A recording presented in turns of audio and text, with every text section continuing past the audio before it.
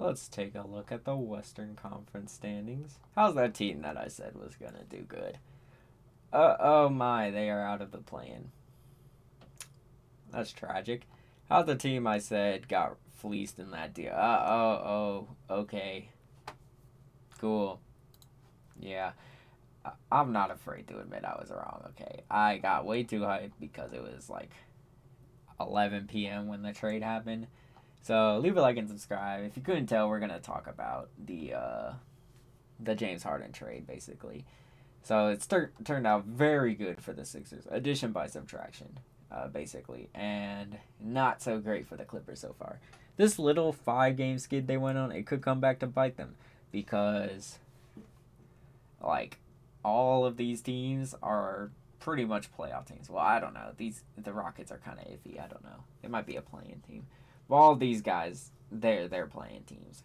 And Jaw's gonna come back, so you need to start separating yourselves from the Grizzlies, like like right now. But they are a half game behind the Warriors, who are going through their own struggles. Um, Trying not to hate too much on the Warriors, uh, until they're officially dead. But they're on a 6 game losing streak. That's all I'm gonna say about it. So Clippers, I thought they would be like around here. But if that wants to come true, they have to be better than the Warriors, Pelicans, Suns, Lakers, Rockets, the greatest team ever, and the Thunder. Have to be better than all but 3 of the teams that are up here. And for the East, Sixers are chilling basically. Top heavy, top heavy once again. I think the East is top heavy. The Heat are better than the Pacers, I believe. But Halliburton's been on a tear, obviously. That's why the Pacers are up there. So hopefully he doesn't get injured because he's been hooping. And yeah, just like the last 2, 3 years, East is still top heavy. And the Sixers are still at the top. That's great to see. Because I do like watching them. But let's take a look at these guys, these little goofballs. Let's look at their last few games. We'll start by when he first got there. Everyone was hyped. They thought he was gonna go crazy because it's in the Garden, and they disappointed. They lost by double digits. Quick math, that's 14 points. Not good. Faced the Nets, lost by 7. These 2 games I watched, it just genuinely looked like they had no idea what to do on the court. Paul George or Westbrook would be standing when James Harden would do his little dribbling, hezzy spin moves, stupid stuff like that, sizing them up. This one, they were just outgunned, outmanned, bruh. Like, there was no hope they were going to beat the Mavericks after the first half. And Grizzlies, this one was fully on James. Yeah, this one, he just did not perform good at all, especially in the clutch. He checked into the game after Westbrook was kind of hyping him up. I think I might be getting this confused with something else, but whatever. He kind of killed the momentum. Airballed 2 shots. Yeah, not good.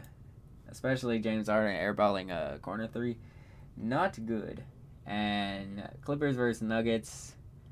This one was on Ty Lue. I will say that. This is not James Harden's fault. Ty Lue decided he thought it'd be a good idea. He did learn that he can't have Harden and Westbrook on the court, so he took out Westbrook. But he tried to run PJ Tucker at the 5 against Nikola Jokic. PJ Tucker is older than my grandpa, so I'll let you picture how that turned out. And then you have his comeback game against the Rockets. And Rockets are a good team, so this is a great victory for them. Finally get it off their back. He learned his lesson. Tyronn Lue, that is. He played Zubac down the stretch, especially because they had Jabari Smith Jr. and Sengun, so you kind of had to. Paul George played mid. Kawhi played good, Harden played good, Westbrook just, Westbrook things, who cares? And yeah, it was a good victory. James looked like he was finally getting back to form. He was attacking, being aggressive in the clutch, making good passes.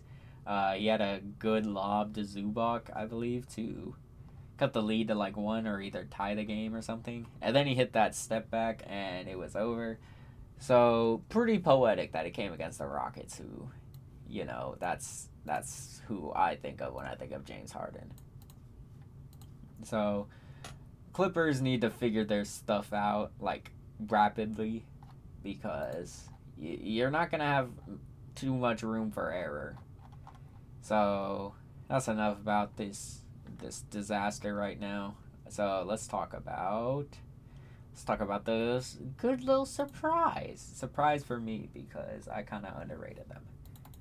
The one that put me on notice, they beat the Celtics, and I was like, wow, if only that came like a few months earlier. Okay, but jokes aside, it was a very impressive victory, and they've just been playing good. There's not much else to say besides good for them. We're gonna take a look at their lineup because I just feel like everyone's just genuinely happier. Let's see. Maxi's been hooping. That is one reason why I thought the Harden trade was a bad thing. I did not think Maxi was ready for that leap. I was sleeping on him. I was tucked in with my nightcap and had the little snore bubble, and I was fast asleep on him. But Kelly Oubre, he was hooping. I didn't think it was sustainable, but not for the reasons that it happened. Hopefully he gets better quickly. He was playing like the best basketball I've seen. Not too many ill-advised shots, and actually playing pretty smartly. He was not doing that in Charlotte or in Golden State, so that's why I say that. Another Tobias Harris. Tobias Harris is gonna get you 18 points. He'll get you 18 points on 6 shots, or he'll get you 18 points on 18 shots. Either way, he's getting you those 18 points. If you need 25 points from him, he gonna give you 18. If you need 4 points from him, he gonna give you 18. That's all I can say about him. And Patrick Beverly, a little troll that he is, he did mention some things about the Timberwolves, but that's its own topic when I talk about the Timberwolves. Korkmaz, pretty good. Rocco has been good. Even when he's not shooting good, he gives you good defense, something Harden didn't really give. Batum's looked pretty good, I think. And I like Nick Nurse as the coach. Someone did say that he looked like Walter White, and I thought that was very funny, but now I'm mad because I can't unpicture it. And Embiid is reminding me that he is still Joel Embiid. Not the playoff Joel Embiid, the regular season Joel Embiid. So, shout out him. He's trying to shut up the haters. Hopefully he plays good in the playoffs because I do like him as a player. He just makes me so mad because he falls off. But this team, when they play, they look happier and freer, basically. And that's not trying to hate on James. I do like James more than the average person should. Everyone I know, they hate James Harden. Everyone I know that watches basketball, basically, like my editor, just randomly when we're playing, he'll just say, man, I don't like James Harden. To be fair, he just started watching basketball like last year, but whatever. And just other people I know don't like Harden. So I'm pretty pro Harden. Now, will that come back to bite me? Probably, but whatever. Last thing to talk about. They need to figure out their center situation. Because Zubac is a great center. Great. But when he gets into foul trouble, the drop off between him and PJ Tucker, it's bad. Not like rebounding aspects or just straight defense when they have a good center. Like, if it's like when it's Jokic down there, obviously no one's gonna stop Jokic. Or if it's Embiid, Giannis, just any big, like even Anthony Davis, even though he's injured right now, kind of. Sabonis, just yeah, they need to figure that out. But besides that, I do think this team will get it together. They have too much talent not to.